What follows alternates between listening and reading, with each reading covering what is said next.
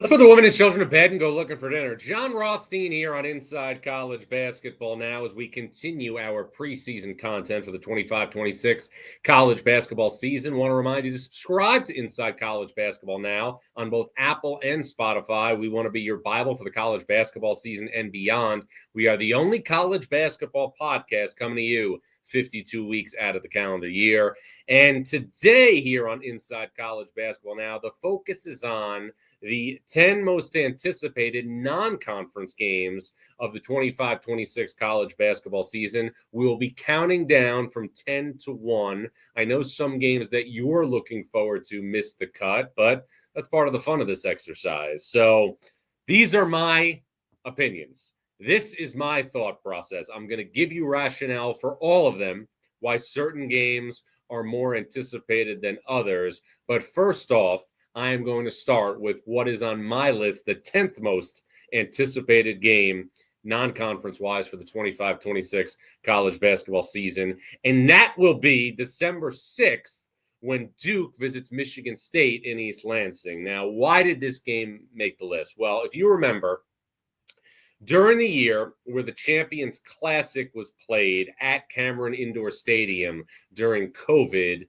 Michigan State was owed a return game from Duke to East Lansing like it was a home-and-home series. That is why this game is happening. Now, Jon Scheyer has shown, obviously, a willingness to go on the road and play on an opposing team's home floor like he did when he went to Arizona last year. But I will say this. When you get blue blood programs together in the non-conference portion of the schedule, it is very, very rare that you are going to get a game of this magnitude where it's Duke, where it's Michigan State in an on-campus environment.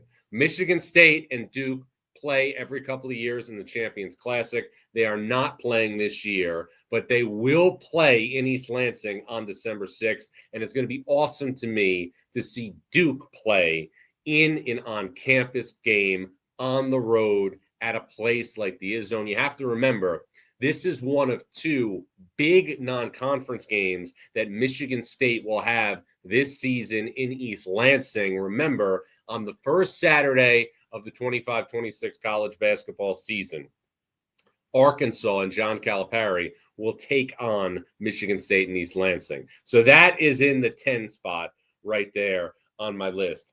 At number 9, North Carolina at Rupp Arena against Kentucky as part of the ACC-SEC Challenge on December the 2nd. As I was just talking about with Michigan State and Duke, it is so hard to get these types of programs to play in environments on their home campuses. If you remember, years ago, it might be now, it was the 11-12 season when Kentucky won the national championship. North Carolina and Kentucky played a game at Rupp Arena. It was on CBS. It was a Saturday in December. I remember Anthony Davis blocked John Henson's shot in the final minutes. It was an awesome college basketball game. But we have not seen Carolina and Kentucky play in this type of environment in quite some time. The last 6 meetings between North Carolina and Kentucky have been in neutral site venues, including the 2017 Elite Eight in Memphis when Luke May's shot sent the Tar Heels to the Final Four, where they ultimately won the national championship. Kudos to our friends at ESPN for booking this game as part of the ACC-SEC Challenge. You can't get a better blue blood matchup at Rupp Arena than North Carolina and Kentucky. In the 8th spot, it's Thanksgiving night. It's Chicago. It's the United Center. It's Arkansas against Duke. It is John Calipari against Jon Scheyer. Last season, I was fortunate enough, along with Ian Eagle and Bill Raftery, to be on the call for the Thanksgiving game on CBS, which is a phenomenal burgeoning tradition, when Arkansas played Illinois. And it was so much fun. Now, the game was lopsided. Illinois broke the game open, but you could get the feeling that John Calipari was just laying the foundation a bit at Arkansas. Now the stakes go up a little bit, not just because it's going to be year 2 for John Calipari, but also because Duke is going to be playing Arkansas in prime time after the NFL on Thanksgiving on CBS. And if you're looking at another storyline in this game, and we talked about it when Jon Scheyer was a guest here on Inside College Basketball Now, Jon Scheyer grew up in the Chicago suburbs. Jon Scheyer grew up a fan of the Chicago Bulls, and now he is coaching in his home city at the United Center on Thanksgiving in primetime against John Calipari in Arkansas. This is an Elite Eight caliber game. Arkansas should be right in the mix with Kentucky and Florida for an SEC regular season title. It will also be a major showcase for Arkansas freshman Darius Acuff, who again is going to be one of the best newcomers and one of the best freshmen in college basketball. It will also obviously be a major showcase for Cam Boozer, Duke's talented freshman, who again is going to be a preseason All-American and firmly in the mix to be one of the best players in college basketball during the 25-26 season. Arkansas Duke on CBS in primetime in Chicago is number 8 in my list. Now, another Duke game is going to be number 7 on this list, and that is going to be the Duke-Michigan matchup on February 21st in Washington, D.C. And I think seeing more of these marquee games in February is a great thing for the sport. I have felt, as much as I love conference play, the monotony of February conference games in college basketball is a real thing. I think we've seen more and more teams this year take the impetus to be in a situation where they're going to go out of conference during February. We're seeing Virginia do it against Ohio State. We are also seeing a game in February between Baylor and Louisville. But the creme de la creme of the February games is Duke and Michigan. Now, one thing to keep in mind, and this is something that coaches have done throughout, obviously, history, but the East Regional Finals this year are going to be in Washington, D.C. And if Duke is going to be a team that is going to be the number 1 seed in the East, Duke could be coming back to Washington, D.C. to play for a chance to go to a Final Four. Now, Duke, if you remember, in 2019 was the 1 seed in Washington, D.C., where it lost that heartbreaker to Cassius Winston and Michigan State. But this is the reason, in my opinion, why Jon Scheyer and Duke are doing it, because Capital One Arena, where Georgetown plays its home games, is the site of the East Regional Final. So this could be a walkthrough of sorts, but don't sleep on Michigan. Michigan is a team that I've said looks to be the best suited out of all the Big Ten teams to push Purdue for a Big Ten regular season title. They've brought back Roddy Gale. They've brought back Namari Burnett. They brought back Will Cheddar, all players who were a part of last year's team that went to the Sweet 16 and lost to Auburn, and before that won the Big Ten tournament. Michigan's added Elliot Cadeau, and it also has, in my opinion, what should be one of the best and maybe the deepest front courts in the country when you consider Cheddar, UCLA transfer Adai Mara, Illinois transfer Morez Johnson, and also UAB transfer Yaxel Lendabor. But you have brands right now like Duke and Michigan highlighting a big-time day of college basketball in February. It will be, amazingly enough, roughly 34 years since Duke played Michigan in 92 and beat the Wolverines 71-51 in Minneapolis, where Duke won the second of back-to-back national titles with Hurley, with Grant Hill, with Christian Laettner. But this game has all the requisites to be a major, major showcase in February for college basketball. That is number 7 on my list.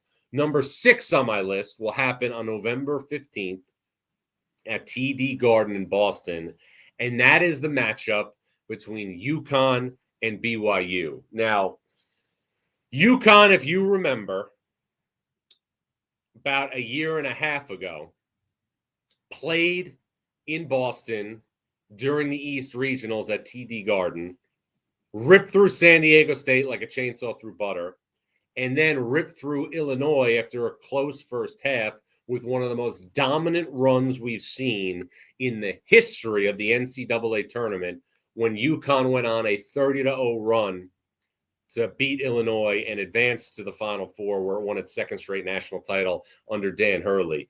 This game is a homecoming for BYU freshman AJ DeBansa, a New England native. He will come home and he will bring a top 10 team with him to take on the Huskies in their backyard. This, to me, is not an advantageous situation for BYU, but it creates great theater. You have UConn now potentially putting down its flag in another major Northeast market. UConn has always been synonymous with Madison Square Garden, and we'll get to that obviously later in the show. But I firmly believe now that we're transitioning to a different time in college basketball, where we are seeing less multi-team events, you're seeing fewer teams look to maybe go to the Maui Invitational or other tournaments that have been synonymous with November in the sport.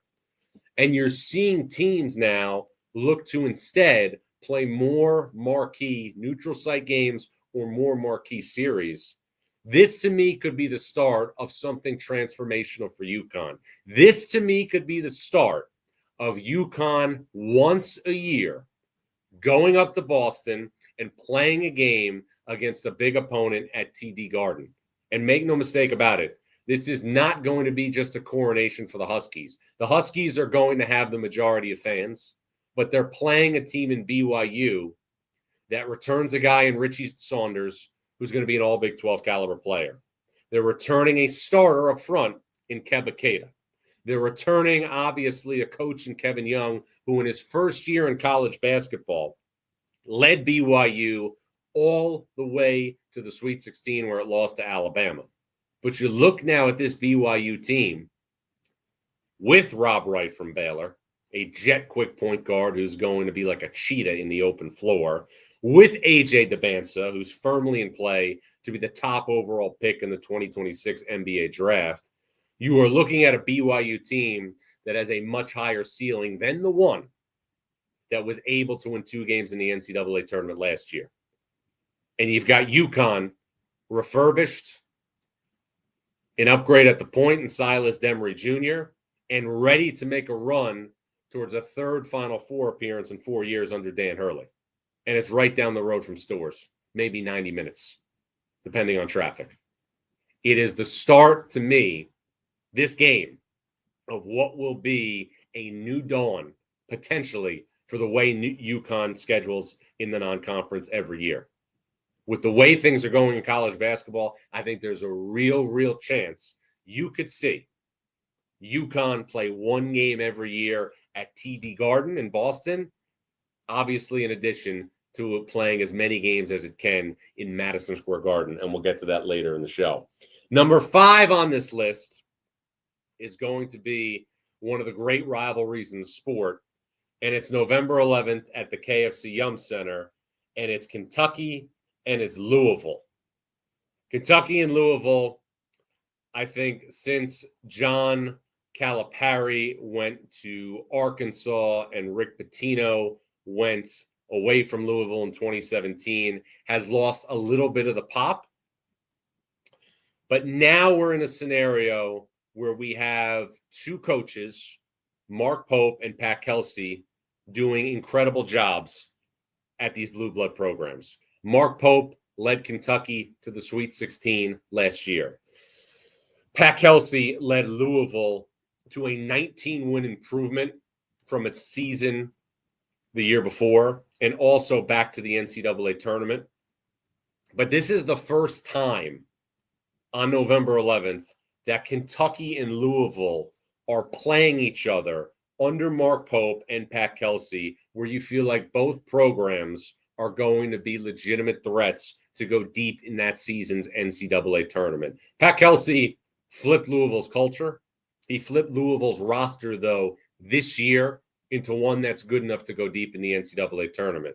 Mark Pope, somebody who a lot of people were apprehensive about getting a job the caliber of Kentucky, has now become the prodigal son who has returned. He was the captain of the 96 Kentucky team under Rick Pitino that went to the national championship game and beat Syracuse 76-67 in the Meadowlands. And he has returned home, and he has given a new jolt to this Kentucky fan base. Now we're in a scenario where these two go head-to-head. And I also think, as we're evaluating things, these teams are going to play major non-conference games. Kentucky is obviously in the Champions Classic. Kentucky is going to play St. John's in the CBS Sports Classic, and we're going to get to that when Mark Pope faces Rick Pitino.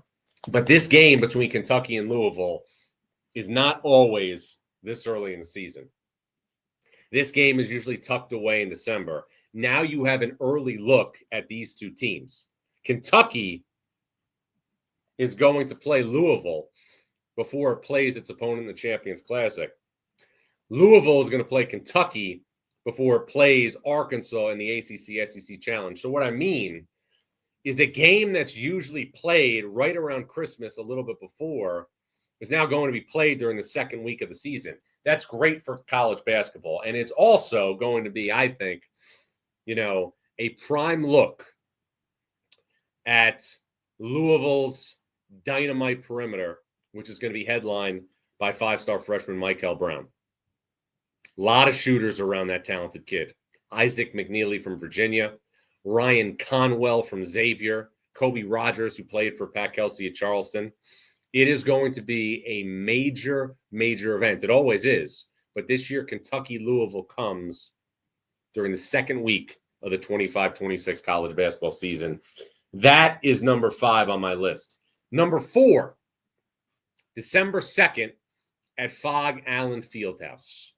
A home-and-home series that the college basketball gods have gifted us. UConn and Kansas in Lawrence. Now, these two teams played as part of the Big East Big 12 battle a couple of years ago when UConn won the national championship in 2024 and UConn won 37-3. The UConn team that night with Cam Spencer was battling an injury. Donovan Clingan was battling injury. UConn also had a key player out in that game. That is going to be, again, a major event at one of the most hallowed showcases in the sport. But this is what you're getting when you don't have teams investing as much in non-conference tournaments. Now you have these dynamite made-for-TV matchups. And if you think about this game, you are looking at there a opportunity for Kansas to continue to bolster its brand nationally in the sense that it's going to be back at the level that it hopes to be under Bill Self. It'll be a major showcase, obviously, for five-star freshman Darren Peterson. But for November, December for Kansas is going to be litmus test after litmus test. Look at what Bill Self has going on in the month of November. You're at North Carolina. You got 3 games in Las Vegas in the Players Era Festival. You are going to take part in the Champions Classic. And then you have to host UConn and Dan Hurley, who, again, are going to be, once again, at the epicenter of the sport. But to me, this sets off not just a great series this year between Kansas and UConn, but it also will be in a scenario where it will give you college basketball an opportunity where we will see Kansas either go back to Gamble Pavilion or Hartford to play UConn. I love the game between these two programs a couple of years ago. Now I think it's going to be an even bigger deal that it's a 2-year series. December 2nd, Dan Hurley on one side, Bill Self on the other side. Remember, these coaches are going head-to-head in this game, and they have both won multiple national titles. Rick Pitino, another active coach that's won multiple national championships.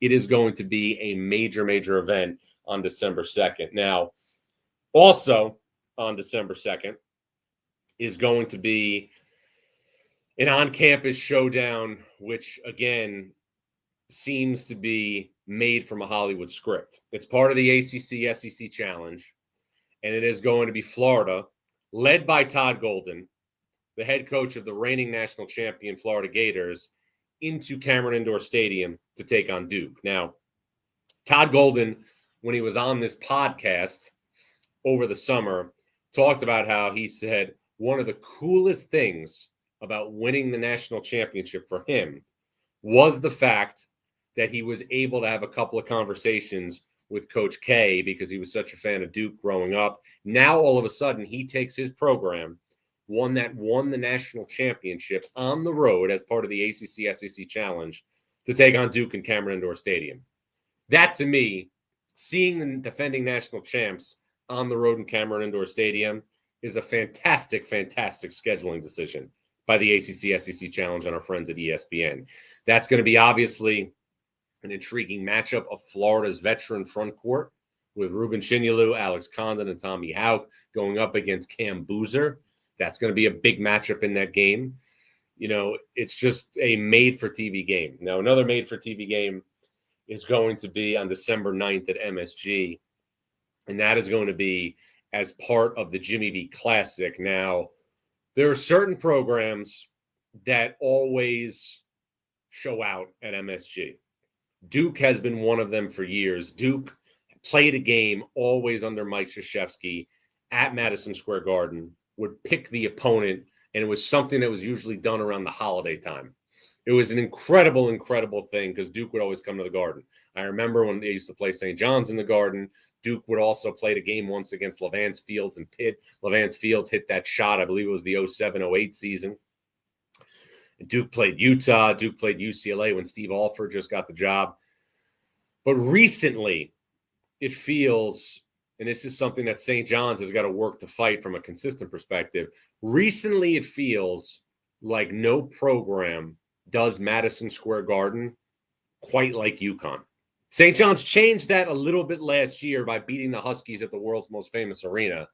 But on December 9th, in the Jimmy V Classic, you are going to have the two last national champions, UConn, who won back-to-back under Dan Hurley in 23 and 24, going up against Florida in the Jimmy V Classic. The other game in that doubleheader is BYU and Clemson. But the nightcap, the game of games, is UConn against Florida. Remember, in the round of 32 last year, UConn had control over Florida for much of the game, but Walter Clayton and the Gators found a way to beat UConn and move on and win the national championship for the third time in program history. That's number 2 for me in terms of the most highly anticipated non-conference games of the 25-26 season. I think you're going to see a very, very pro UConn crowd at the world's most famous arena. I think for Florida, it's an opportunity, obviously, to get into Madison Square Garden, but it's not going to be a road game for Florida, but it's going to be pretty close. It's going to be pretty close if you're evaluating things fairly. The game also between UConn and Florida will be a homecoming for Arkansas transfer Boogie Fland, who played his high school basketball up the road at Stepinac under a great coach in Pat Mazzaroni. So that's another, obviously, aspect of that game. Boogie Fland played at the Garden last year in the Jimmy V with Arkansas when the Razorbacks beat Michigan. And the number one most anticipated non-conference game of the 25-26 college basketball season for me, December 20th in Atlanta, the CBS Sports Classic, St. John's against Kentucky, Rick Pitino against Mark Pope. Now, Rick Pitino has coached against Kentucky many times when he was the head coach at Louisville. So going up against Kentucky, a program that is going to celebrate its 30th anniversary from the 96 Kentucky team, which I will still continue to say is the best college basketball team that I've seen in my lifetime. Rick Pitino is going to go up against Kentucky, though, for the first time as the head coach of St. John's. Now, St. John's, and I can say this as somebody who grew up in the New York metropolitan area, somebody who used to go to the Holiday Festival when he was a kid, St. John's has been a dormant program for a long time. There were pockets of success after Lou Carnesecca retired.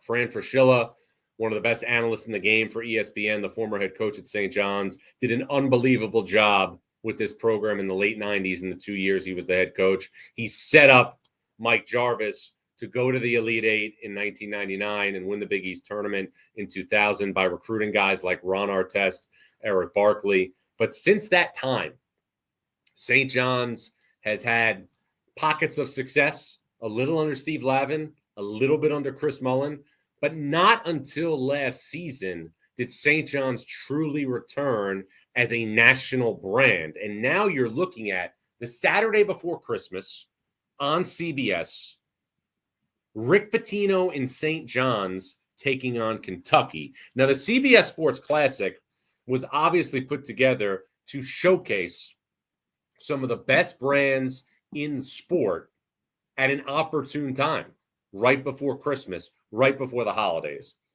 North Carolina is playing Ohio State in the other game of this doubleheader.